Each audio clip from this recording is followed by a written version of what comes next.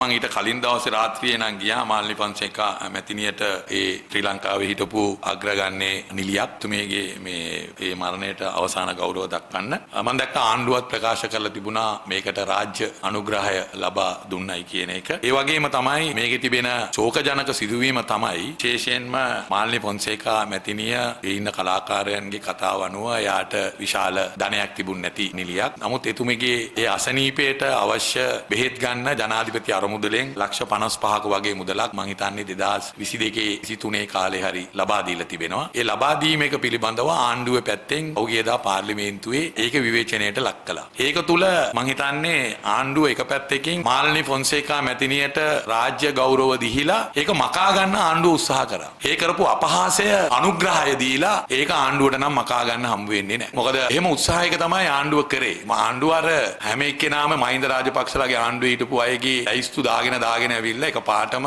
මේ ලයිස්තුවක් දැම්මා. ඉතින් මට තේරෙන්නේ නැහැ මේ අමාත්‍යතුමා විශේෂයෙන්ම නලින්ද ජයතිස්ස ඇමතිතුමා කියන්නේ වෛද්‍යවරයෙක්. එතුමා වෛද්‍යවරයෙක් හැටියට මාල්නි ෆොන්සේකා මැතිණියට ඒ මුදල් ලබා දුන්නේ එතුමීගේ අසනීපයේ තත්ත්වය සුව කරන්න. මං හිතන්නේ විශාල මුදලක් අවශ්‍ය වෙලා තියලා තිබෙනවා. මං හිතන්නේ මිලියන 15ක වගේ ප්‍රමාණයක්. ඒ උඩ තමයි මං හිතන්නේ ජනාධිපති අරමුදලෙන් ලක්ෂ 55ක් වගේ ප්‍රමාණයක් ලබා දුන්නේ. එතකොට ඒක දුන්නේ එතුමියගේ අසනීපය සුව කරගන්න මං හිතන්නේ පිටරට එතුමියව ගිහිල්ලා එහෙ බෙහෙත් ගන්න තමයි මේ මුදල් දීලා තියෙන්නේ. ඉතින් වයින්ද නලින්ද ජයතිස්ස ඇමතිතුමා ඒ කිසිම දෙයක් ගැන ඔයා බලන්නේ නැතුව මාල්නි ෆොන්සේකා මැතිණිය අසනීප වෙලා රෝහල්ගත වෙලා ඉන්නකොට තමයි මේ ප්‍රකාශය කරන්නේ. ඒක වෛද්‍යවරයෙක් හැටියටත් මං හිතන්නේ නෑ එතුමාට නුසුදුසු ක්‍රියාවක් තමයි එතුමා ඒ කළේ. ඉතින් මං හිතනවා ආණ්ඩුවේ පැත්තෙන් මේ කරපු අපහාසයට අනිවාර්යෙන්ම ඒක ගැන ඒගොල්ලෝ සමාව ඉල්ලන්න ඕනේ. මොකද දැන් ඒ කියන්නේ දැන් අපේ රටේ නවා සමහර උදවිය රාජ්‍යයේ ප්‍රසාදයට ලක්වෙච්ච උදවියත් සමාජයේ ප්‍රසාදයට ලක්වෙච්ච උදවියත් අපේ රටවල් වල ඉන්නවා. ඒ හමුදා නිලධාරීන් ඉන්න පුළුවන්, කලාකාරයෝ ඉන්න පුළුවන්, ඊළඟට ක්‍රීඩකයෝ ඉන්න පුළුවන්, ඊළඟට මල්ල තරඟ වලට ඉදිරිපත් වෙච්ච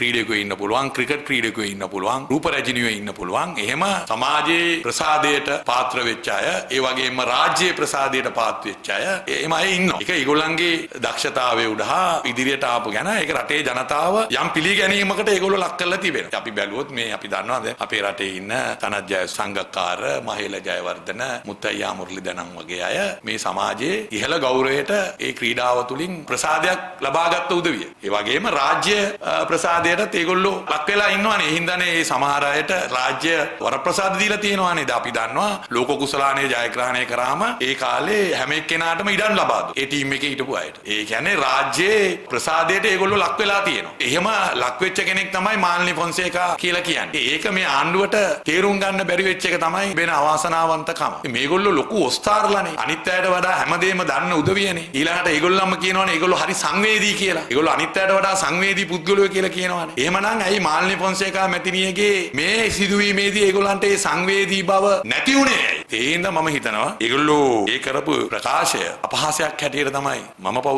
දකින්නේ. ඒ හින්දා ඒගොල්ලෝ රාජ්‍ය අනුග්‍රහය නෙමෙයි රාජ්‍ය ගෞරවය ලබා දුන්නා. මේ කරපු ප්‍රකාශයෙන් මකන්න නම් බෑ. ලොකු ගමනක් ආපු නිලි රජින කියලානේ එතුමියට ඔක්කොමලා කියන්නේ. මං හිතන්නේ ඒ කාලේ අනුර කුමාර දිසානායක මහත්මයාගේ කාමරේ මාල්නි ෆොන්සේකා මැතිණියගේ කැලෙන්ඩරේ තියෙන්න ඇති. සමහර විට එයාගේ පොකට් එකේ දිනදර්ශනයකුත් තියෙන්නත් ඇති. අපිත් එහෙම තියාගෙන හිටියා. එහෙම ඉඳලා ඇයි මේකට එතුමාගේ ආණ්ඩුව මෙතුමියට ගැරහුවේ කියන එක නම් තාම ප්‍රේලිකාවක්.